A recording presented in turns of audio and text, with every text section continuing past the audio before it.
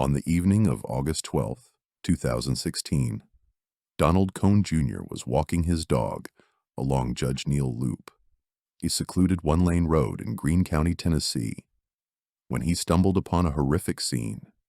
Near a creek often littered with trash, he found the body of a young woman, her head shattered by severe blunt force trauma.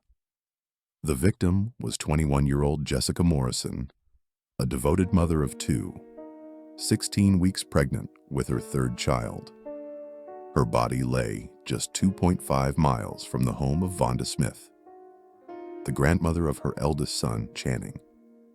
Jessica's arms bore bruises. Her right ring finger was fractured, and her clothing was stained with blood. An autopsy confirmed she died from multiple blows to the head, likely delivered with a tire iron or similar object, but the murder weapon was never recovered.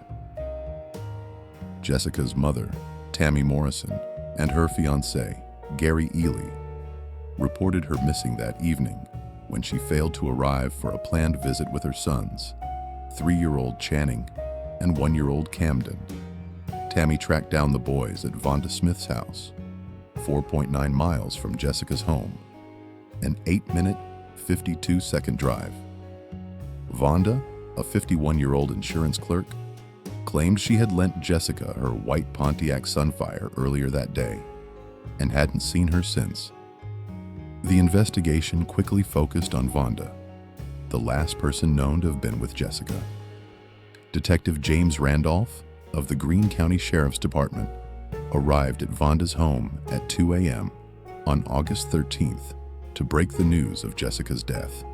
Vonda's calm demeanor raised suspicions. She recounted that Jessica had visited her workplace at Laughlin Hospital around 1 p.m., seeking help with her children. The two went grocery shopping at Food City, a trip captured on surveillance footage between 3:07 p.m. and 3:43 p.m.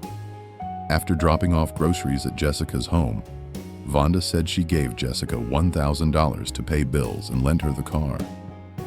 According to Vonda, Jessica returned the car around 6:30 p.m., but she didn't see her. Instead, Vonda reported seeing a white van near her driveway, with a man she initially thought was Gary exiting her car and entering the van. The investigation took a dramatic turn when police searched Vonda's Pontiac Sunfire. Bloodstains on the passenger seat and console were confirmed by DNA testing to belong to Jessica. Traces of bleach were detected, suggesting an attempt to clean the evidence. Vonda explained she had bleached the seat days earlier, after a stray cat urinated on it, a claim supported by her sister-in-law, Peggy Carter. However, the timing was questionable. At 7 p.m., Vonda drove the car to pick up her 9-year-old granddaughter, Emma, from another grandmother, Sharon Bergner, a 40-minute trip. Neither Sharon nor Emma noticed bloodstains, yet Jessica's body was found at 7:30 p.m., and police discovered the stains later that night.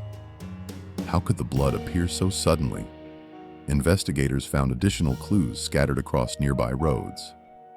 On Tyne Gray Road, 2 miles from the crime scene, they recovered a pair of shorts, a diaper, and medical paperwork related to Channing's recent oral surgery. On Babbs Mill Road, pieces of Jessica's phone cover, a medical wristband, and a pack of Marlboro cigarettes were found. On Betsy Ross Road, more medical documents surfaced. These items suggested someone had deliberately strewn them to mislead the investigation. Witness testimonies added further complexity. Neighbors Edward Hitchens and Jason Matthews reported seeing Jessica at her home between 5 and 5:30 p.m., with Jason claiming she arrived in a car and then got into a white van. This conflicted with Vonda's timeline of the car being returned at 6:30 p.m. Gary's father, J.D. Ely, and his friend Dudley Hudson owned a white van and were together that day. But their alibis, mutually supported, were questioned due to their criminal histories, including J.D.'s drug-related charges. Text messages between Vonda and Jessica revealed a strained relationship. Vonda, who had cared for Channing regularly, was frustrated by Jessica's recent decision to limit her time with the boys, often criticizing her parenting. The prosecution argued that this tension reached a breaking point.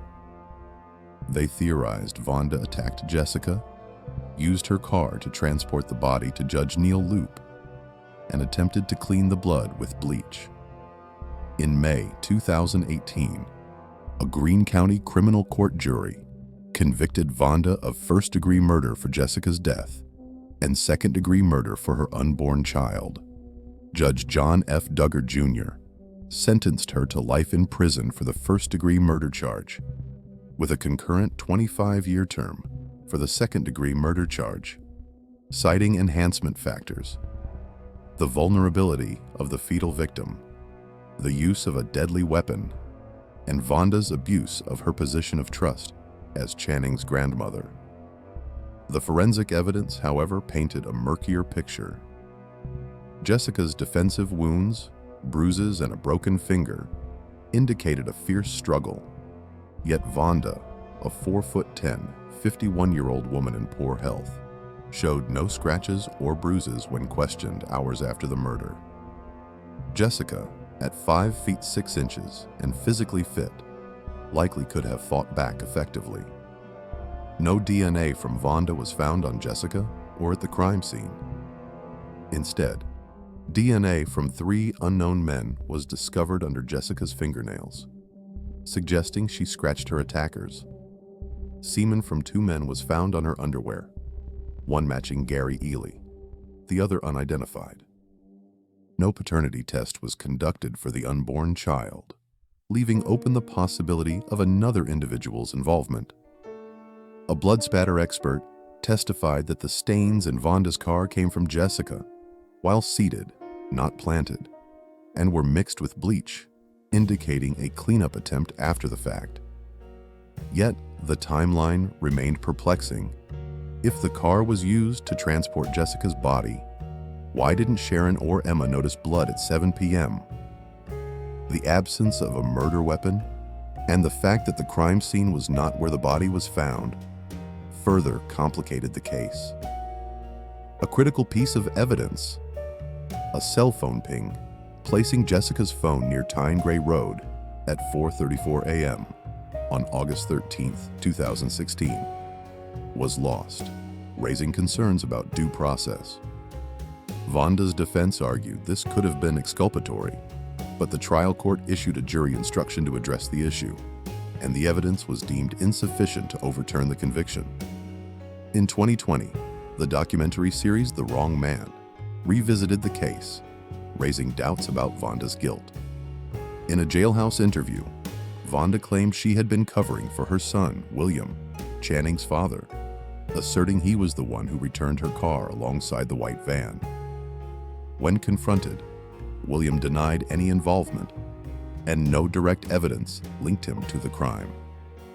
Defense attorney Ron Kuby, known for challenging questionable convictions, argued that Vonda's lack of injuries, the unidentified DNA, and her physical limitations pointed to another perpetrator.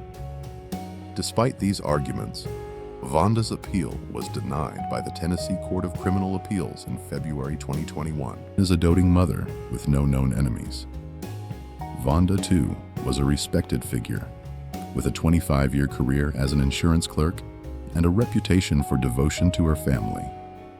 The community was stunned by her conviction, with many, including Peggy Carter and Sharon Bergner, testifying to her calm temperament and loving nature. The case's brutality and the lack of a clear motive left residents grappling with disbelief. The Jessica Morrison case remains a haunting puzzle. The scattered evidence, the unidentified DNA, the mysterious white van, and the lost cell phone ping all point to the unanswered questions. Was Vonda Smith a calculating killer driven by resentment, or a grandmother wrongfully convicted, perhaps protecting her son? The forensic evidence, while damning in the courtroom, leaves gaps that continue to fuel speculation. As the years pass, the truth behind Jessica's tragic death remains just out of reach, a mystery etched into the quiet roads of Greene County. What are your thoughts on this case? Let me know in the comments below. If you enjoyed this video, don't forget to hit that like button and subscribe so you don't miss out on future uploads. And hey, if you're looking for more to watch, check out these videos over here. Until next time, take care.